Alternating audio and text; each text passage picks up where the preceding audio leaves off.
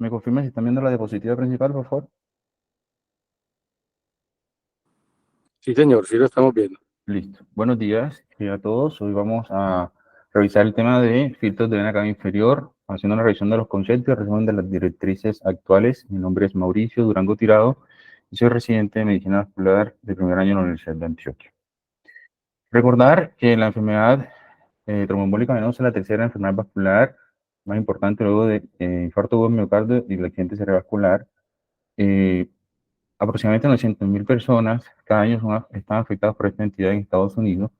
Existe un grupo de personas de más alto riesgo, específicamente aquellos que son sometidos a hospitalización con o sin cirugía, tratamientos para el cáncer, embarazo o después del mismo. Es la principal causa de muerte intrahospitalaria y hasta 100.000 casos de personas americanas mueren anualmente.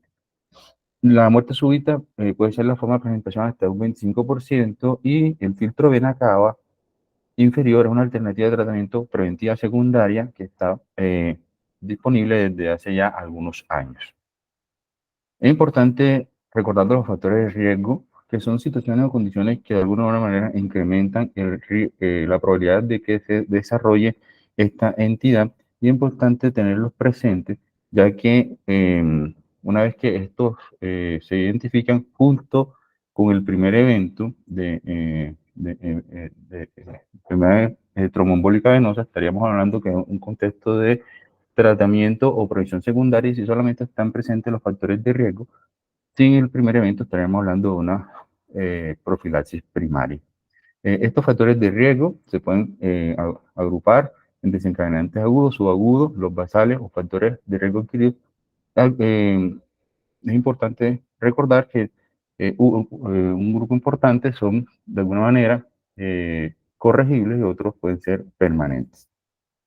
La embolia pulmonar es una entidad que tiene una mortalidad definida y esta está en relación a la forma de presentación, acorde al índice de seriedad del embolismo pulmonar, y en algunas series puede alcanzar hasta el 30%. Los filtros de vena cava son dispositivos endovasculares diseñados para evitar la migración de un trombo venoso localizado habitualmente en los miembros inferiores o también puede estar ubicado en las venas pélvicas o en la propia vena cava inferior infrarrenal hacia precisamente la arteria pulmonar, es decir, prevenir la embolia pulmonar, que es la forma de presentación más grave de la enfermedad trombólica, como ya lo dijimos, que puede ser mortal y a su vez permitir el flujo sanguíneo venoso. En el siglo XIX, Armando Trousseau manifestó que el médico debía intentar poner una barrera entre el coágulo y la mayor parte del sistema venoso. Posteriormente, este cirujano vascular, llamado Qazi Mobi-Uddin, de origen hindú, fue el pionero o el primero en diseñar el primer dispositivo conocido como filtro de Nakaba, pero este era de inserción quirúrgica abierta. Esto fue en el año 1969 y entró en vigencia o su utilización al año siguiente, pero lastimosamente estuvo disponible hasta el año 86, precisamente en relación a las altas tasas de complicaciones trombóticas a nivel de la vena cava, que oscilaban entre el 40 y el 70%. Luego, Lazar Greenfield, junto con este pionero en la industria del petróleo, llamado Garman Kimmel, diseñaron el que sería hasta la fecha el heredero de los filtros de vena cava permanente, que es el famoso filtro de vena cava de Greenfield. Este fue fue publicado en este artículo, la experiencia en 1973 y hasta la fecha. Importante recordar que el principal escenario donde se utilizan los filtros de vena cava, específicamente donde hay contraindicaciones absolutas para utilizar pues, la terapia de gol estándar para el manejo de la enfermedad trombólica venosa, como es la anticoagulación. Y a la fecha o a la era del uso de los DOAC, existen las contraindicaciones absolutas comunes para todos los anticoagulantes, que hace referencia al sangrado activo mayor, generalmente es amenazante de la vida y que no puede ser controlado por intervenciones terapéuticas, sean médicas o quirúrgicas, incluyen sangrado en sitios críticos. Además de eso, Se incluye dentro de estas la hipertensión maligna, también la coagulopatía severa descompensada, la disfunción plaquetaria severa o los desórdenes hemorrágicos congénitos y la trombocitopenia persistente severa por debajo de 20.000 y cirugías de alto riesgo de sangrado, generalmente por involucrar sitios críticos como la punción lumbar, la anestesia espinal o la colocación de catéter epidural. Entre los sangrados activos y las cirugías de alto riesgo representan las principales indicaciones para la implementación de los filtros. Y específicamente para los DOA, el uso concomitante de inhibidores o inductores de la glicoproteína P o de la CYP 33A4. Las otras contraindicaciones se consideran relativas, pero también hay que tenerla presente. Es importante tener en cuenta que esto se tiene que evaluar dentro de la línea de la temporalidad. Entonces, el escenario donde normalmente están indicados los filtros son los pacientes que tienen documentados los eventos tromboembólicos y contraindicaciones para la anticoagulación, y en estos casos se tiene que inmediatamente hacer un plan de retiro y evaluar los riesgos-beneficios de la anticoagulación versus la implementación del filtro, donde definitivamente no están indicados, es donde estamos frente a los eventos tromboembólicos, pero no hay contraindicaciones para la anticoagulación. Sin embargo, aún ha habido estudios sobre poblaciones de muy alto riesgo de eventos tromboembólicos donde se les ha ofrecido esta alternativa. Y definitivamente, donde hay más controversia es para la profilaxis primaria, es decir, donde no hay evidencia de los eventos tromboembólicos, sea en el paciente con politraumatismo o los pacientes de alto riesgo quirúrgico, pacientes de alto riesgo para eventos tromboembólicos que van a ser sometidos a cirugía, donde existe bastante controversia. Entonces, actualmente existen tres grupos de indicaciones. Las clásicas, donde están las contraindicaciones absolutas con nivel de evidencia 2AC, cuando hay complicaciones asociadas a los anticoagulantes, es decir, mientras estemos utilizando el anticoagulante, hay evidencia de sangrado, lo que justifica la suspensión del mismo, o que aún utilizando los anticoagulantes se sigan presentando recurrencias de los eventos tromboembólicos en eso, lo que se llaman fallas de los anticoagulantes. ¿Listo? Y el escenario donde de pronto no se acepta o no son muy aceptados son donde están los eventos tromboembólicos y sin embargo no hay contraindicación para la anticoagulación. Las expandidas se consideran cuando tenemos trombosis proximales, incluso con trombos flotantes grandes, la inhabilidad para mantener rango de anticoagulación terapéutica, las embolias pulmonares masivas con trombosis venosas residuales profundas en pacientes con alto riesgo para recurrencia, o los pacientes con tromboembolismo venoso crónico como la hipertensión pulmonar tromboembólica de origen tromboembólica venosa, que van a ser sometidos a tromboendarrectomía, los que han sido sometidos o van a ser sometidos a trombolisis de las TP proximales, y que pueden tener una disminución de la reserva cardiopulmonar, o los pacientes que definitivamente no son adherentes a la anticoagulación. Y como lo mencioné, las más controversiales son las de los escenarios donde se indica como profilaxis primaria, es decir, no hay evidencia de los eventos tromboembólicos, pero son pacientes de alto riesgo como los pacientes de trauma, las cirugías de alto riesgo, los pacientes que van a ser sometidos a cirugía bariátrica o las pacientes con embarazo con alto riesgo de eventos tromboembólicos. Es importante resaltar la investigación local y traigo pues esta publicación que hizo el doctor Juan Carlos Arrieta y su grupo de colaboradores, publicada hace 2 años en Atrella. Es un estudio observacional retrospectivo entre el 2010 y 2016 que se inició en una institución de tercer nivel, donde lograron recolectar 196 pacientes que tenían documentado eventos tromboembólicos venosos y que en ese momento pues tenían indicación para anticoagulación. Todos eran pacientes mayores de 18 años, la mayoría eran mujeres, y desarrollaron pues este tipo de complicaciones en el ámbito de la enfermedad médica y otro principalmente, y el otro porcentaje en el contexto de enfermedad quirúrgica. Toda la indicación pues, que se detectó para estos pacientes era profilaxis secundaria, es decir, situaciones que vamos a mencionar ahorita, y llamaba la atención que un gran porcentaje de pacientes, 76, que representaban el 38.8%, tenían neoplasia asociada, y en un gran porcentaje, que fueron 108 de estos 196, que representaban casi el 75%, se logró programar el retiro de los filtros con una tasa de éxito del 91.5%, y los filtros que se utilizaron fueron filtros temporales con esta referencia. Lo que llamaba la atención es que el motivo por el cual se indicó el filtro como profilaxis secundaria era la necesidad de cirugía, específicamente cirugías de alto riesgo, de eventos que tienen alto riesgo de eventos de sangrado si le daban la continuidad a la anticoagulación, o incluso de eventos tromboembólicos. Y en menor proporción los sangrados recientes o activos que tenía el paciente. En menor proporción, algunos pacientes que habían sido sometidos a fibrinolisis o que tenían falla del tratamiento anticoagulante. Lo otro es que tuvieron una tasa relativamente baja de complicaciones, pero que era equivalente a lo reportado con la literatura mundial, que representaba el 6.6%, representado solamente por 13 pacientes, y la mayoría en relación a la trombosis aguda de la vena cava, la movilización del filtro y la infección relacionada a la implementación de esto.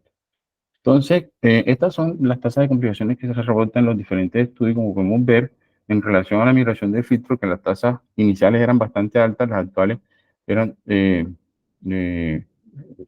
reportan tasas de eventos de hasta 1.3, igual con los casos de obstrucción o trombosis de la cava, donde la incidencia alcanzaba hasta el 30%, y la incidencia actual va aproximadamente en 2.8, y esto generalmente con la perfección de la curva de aplicación de los dispositivos, y los dispositivos que cada vez son más seguros. Lo único que llamaba la atención pues, es la diferencia en cuanto al reporte de los filtros que generan complicaciones de perforaciones, que normalmente en las series internacionales reportan tasas de hasta el 26%, y acá fue realmente una tasa extremadamente baja de un solo paciente. Además de eso, aparte de las que ya mencionamos, es importante definir que a nivel internacional se define una tasa de trombosis venosa profunda que deriva principalmente de las cohortes del estudio PREPIC que vamos a mencionar ahorita, con una incidencia a 2 años de hasta un 21%, y cuando se hizo el seguimiento a 8 años hasta el 36%. De igual manera llamaba la atención la alta tasa de retiro en estos pacientes, donde solamente un 24% en el estudio local no se pudieron retirar, generalmente por falla en el seguimiento de algunos pacientes. Pero lo que se reportaba hasta el 2011 es que la tasa de recuperación, o sea, los pacientes en que se lograba hacer un seguimiento para programar el retiro, era realmente baja, y fue del 34%, pero bastante exitosa en los pacientes en que se logró programar el retiro, muy similar a lo que reporta el estudio local de hasta un 90 o 90%. Y el tiempo medio de permanencia para los estudios internacionales era mucho más prolongado, de 106 días aproximadamente, a diferencia de la tasa de permanencia del estudio local, donde en promedio eran 8 días, es decir, que la mayoría se lograban retirar dentro del ámbito hospitalario, y el resto en el seguimiento ambulatorio. Los motivos principales por los cuales no se lograba recuperar el filtro es que muchas veces se detectaba que había una indicación primaria permanente, un cambio en la indicación, la muerte de los pacientes, el concepto de la protección en curso contra una posible embolia pulmonar recurrente, la recuperación fallida, que representaba hasta un 13%, y un porcentaje bastante significativo cuando se suma, que hacía referencia a las fallas en el seguimiento o las fallas de la atención del personal que estaba a cargo del paciente. En cuanto a algunos aspectos técnicos relevantes que hay que mencionar, estas son las características de un filtro ideal. El filtro tiene que ser biocompatible, debería no ser trombogénico, no ser ferromagnético, tiene una tasa de filtración elevada, con una baja resistencia al flujo de la cava, con un sistema de autocentrado y fácil de colocar y retirar, y fácil de visualizar, y además un costo razonable, pero estas características ideales no las cumple ningún filtro. Es importante definir las partes del filtro. Desde el punto de vista técnico, se define una cabeza o gancho y unas extremidades o patitas, que algunas se le llaman patas de filtración que son generalmente rectas y van hacia la periferia, y las patitas estabilizadoras que generalmente tienen una curvatura. Y en las patas que son de filtrado en el extremo generalmente van los garros de anclaje. Cuando no se utiliza el modelo de paraguas, pueden haber otros modelos donde precisamente los sistemas autocentrados están ubicados en la parte lateral de su configuración, y las patitas de fijación justamente en las porciones distales de las paredes laterales, conservando pues la configuración de los GAR. Es importante mencionar la capacidad que tienen los filtros para garantizar, a pesar de que capturen los filtros, los coágulos, el paso de la sangre a través de la cava, y esto queda representado a través de este gráfico, donde se muestra que en el modelo de paraguas invertido,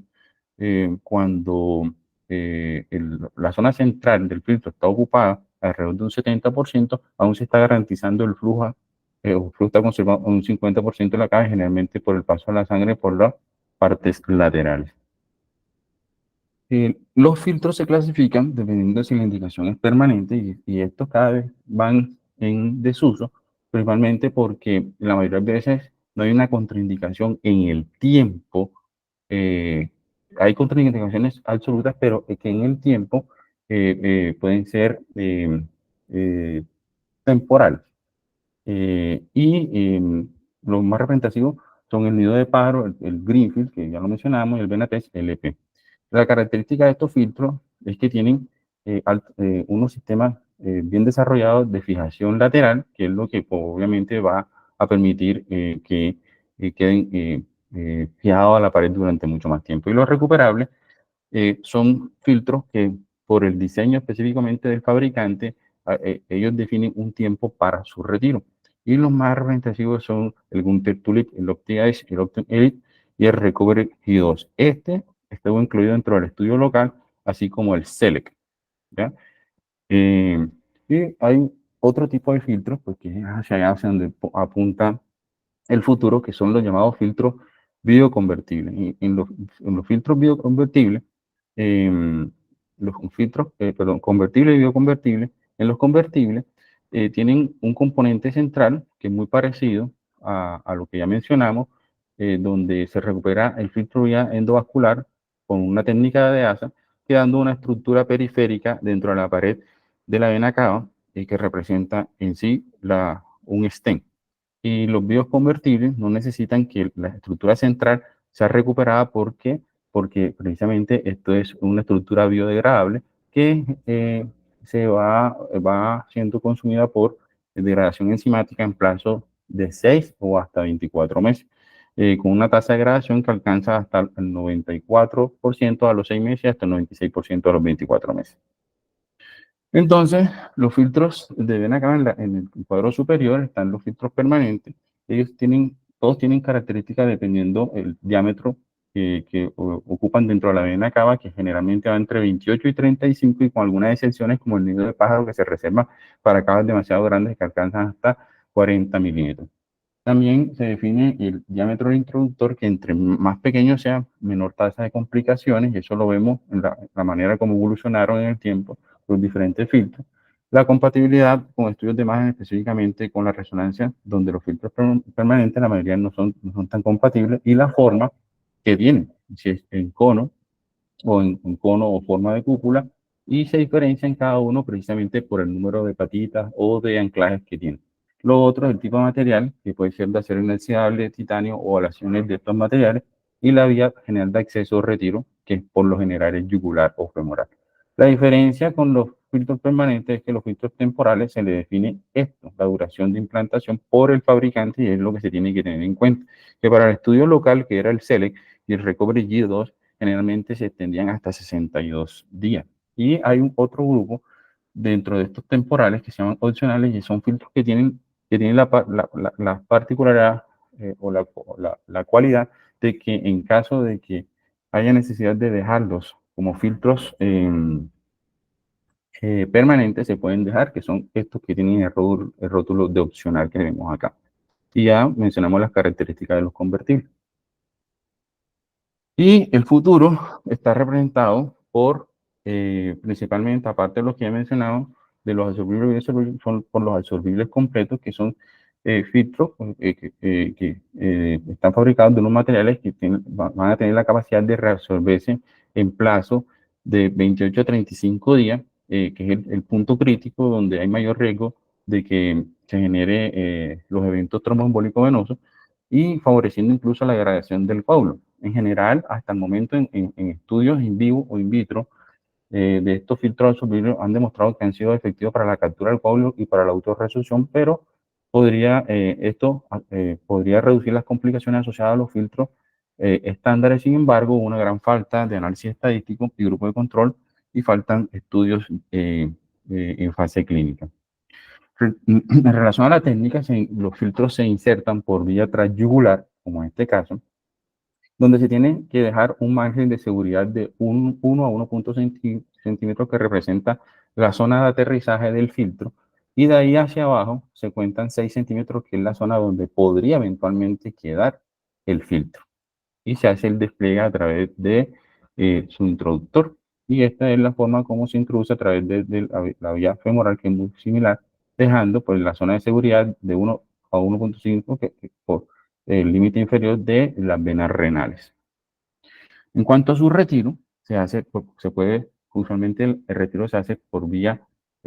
yugular interna, y se utiliza la técnica de ASA, y en casos muy específicos, son técnicas avanzadas que incluyen apoyarse en introductores que tienen sistemas láser en la punta para romper las adherencias que tiene el filtro a las paredes.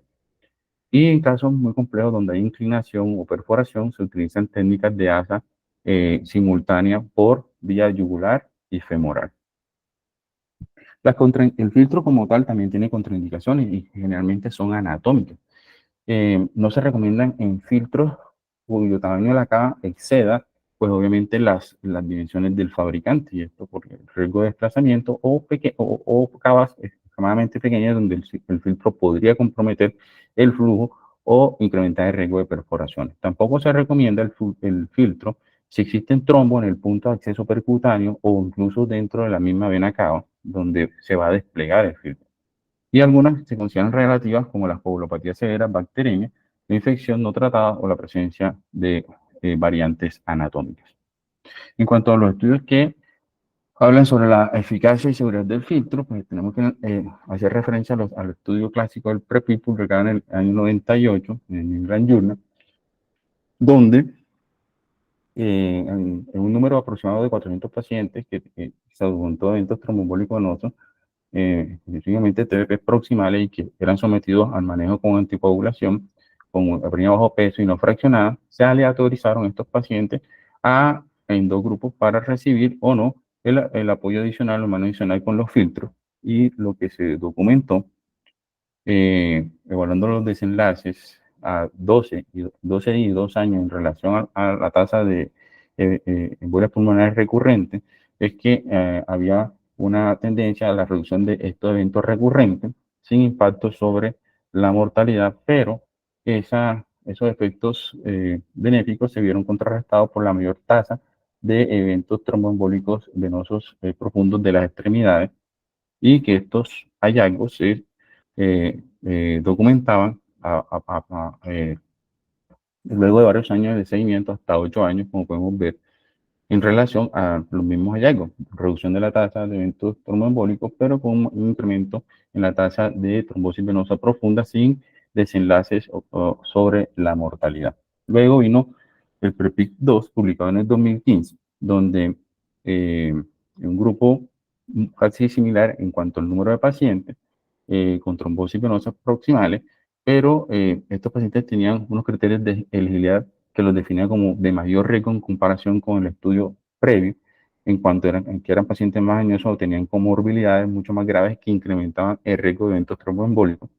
y se aleatorizaron para recibir o no el filtro. Lo que se dieron cuenta es que una vez que los pacientes que reciben anticoagulación, estaban presentes en los dos grupos, una vez que se superaba la indicación para la implementación del filtro, es decir, siempre que el paciente pueda recibir el anticoagulante, más allá de 3 meses, el filtro no ofrece ningún beneficio en términos de reducción de la tasa de embolias pulmonares recurrentes eh, y mortalidad. Por lo cual, a través de los resultados de este estudio, se hacía un llamado a la suspensión temprana del filtro cuando era superada la contraindicación para el uso de los anticoagulantes. Y en esta revisión sistemática de metaanálisis publicada en el 2017, donde se incluyeron 11 estudios, 6 RCT y 5 prospectivos observacionales, con una calidad de evidencia baja moderada,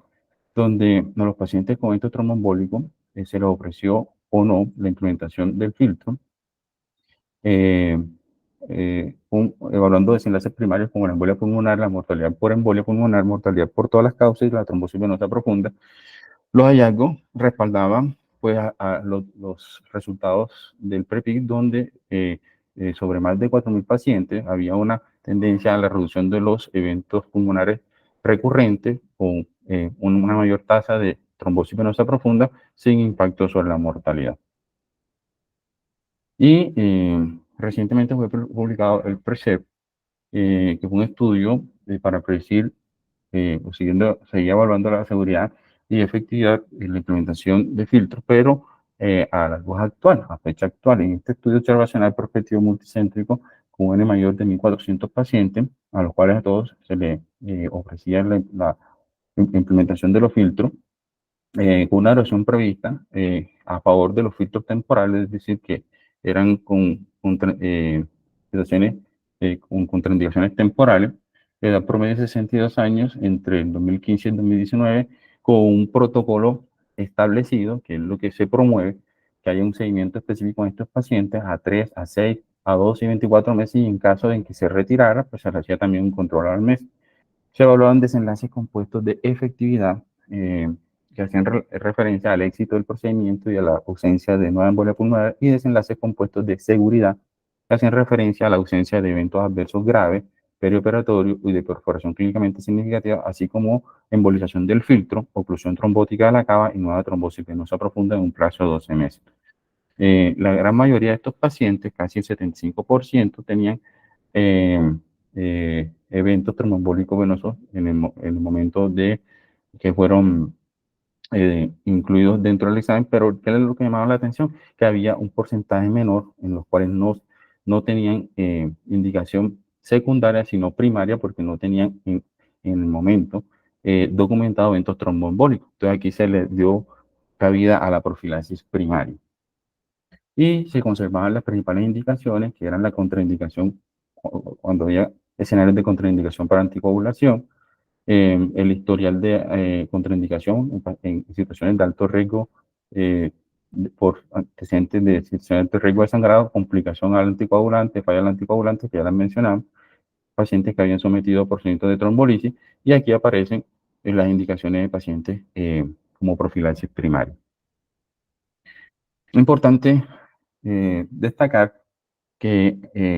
para esta población de pacientes, que supera la población del estudio actual, incluso a los 7 meses de seguimiento, había un porcentaje cercano al 50% de estos pacientes que aún tenían implantados los filtros, es decir, que la gran mayoría no se retiraron dentro del ambiente hospitalario, persistiendo en el riesgo para desarrollar las complicaciones asociadas a la permanencia del mismo. Y en el seguimiento a 2 años, la gran mayoría cumplieron los desenlaces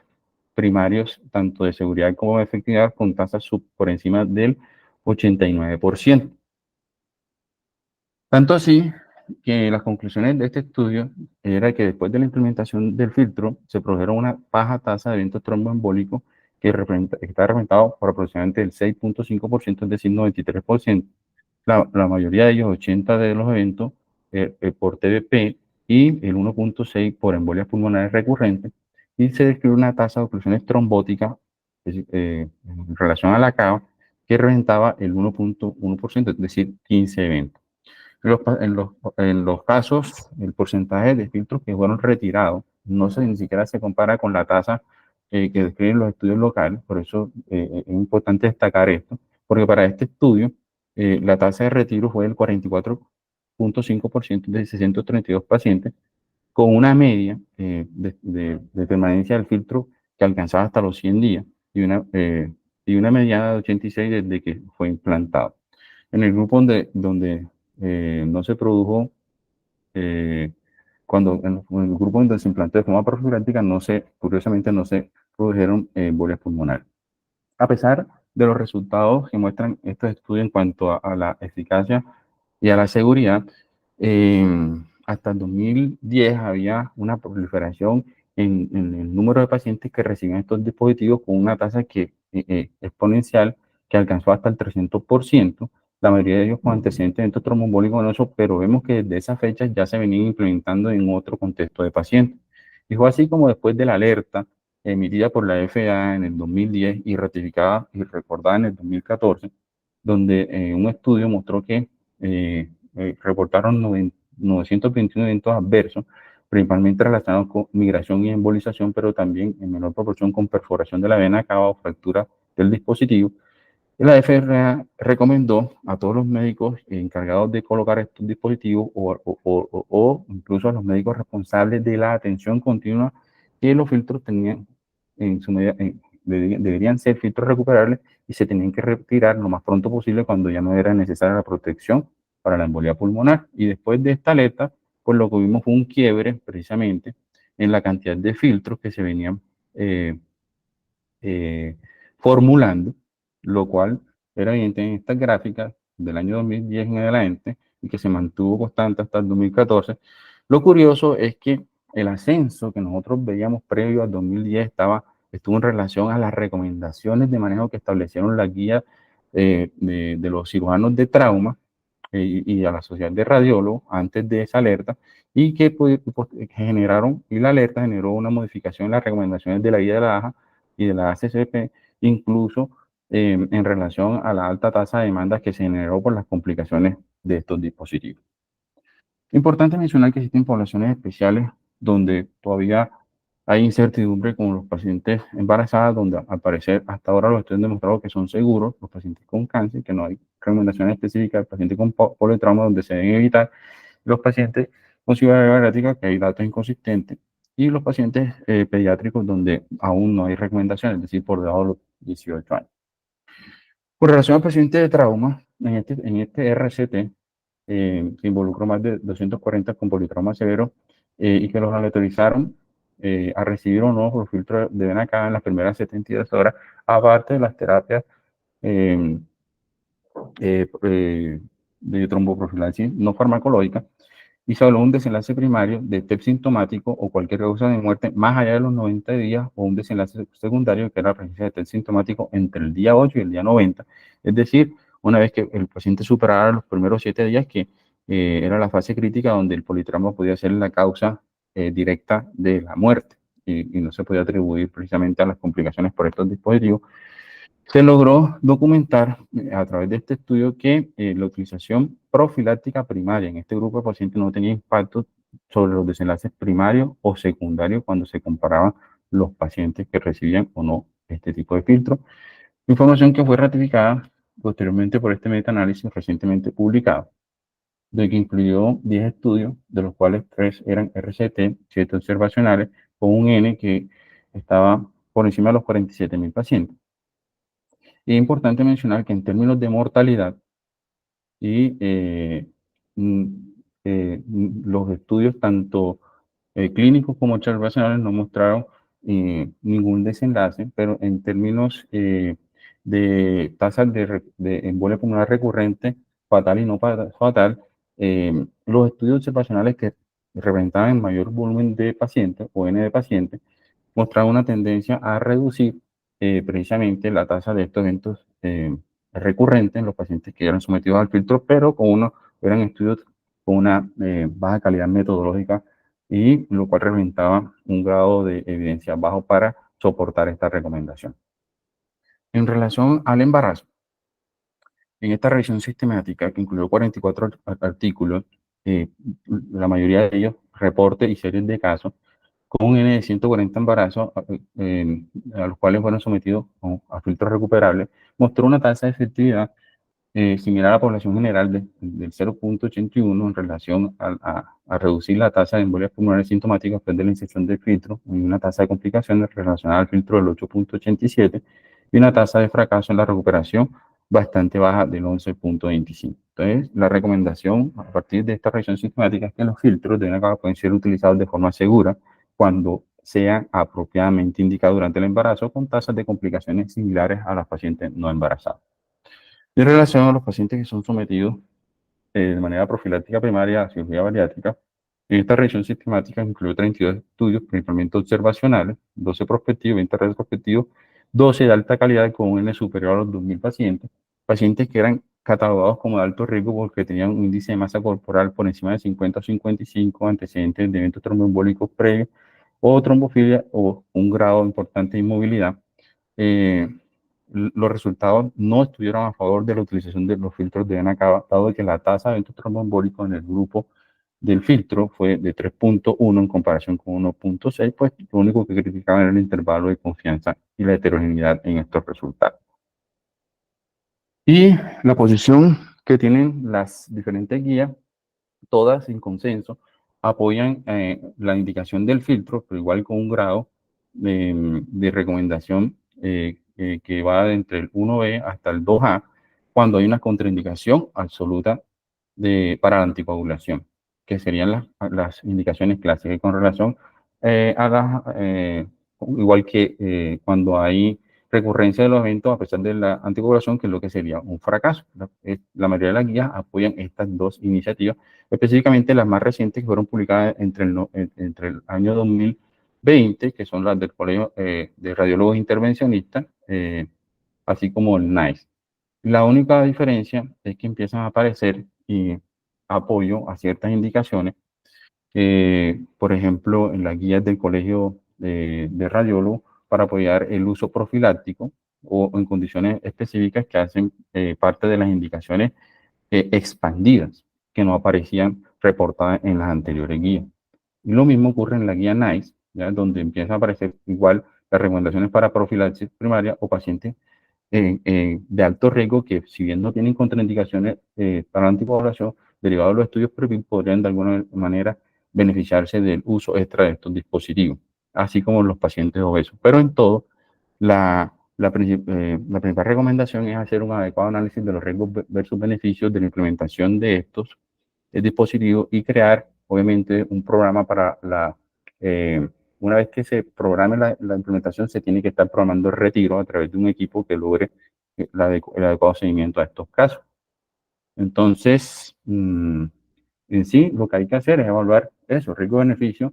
del anticoagulante antes de considerar la implementación del filtro de NCAV, asegurar la seguridad de que el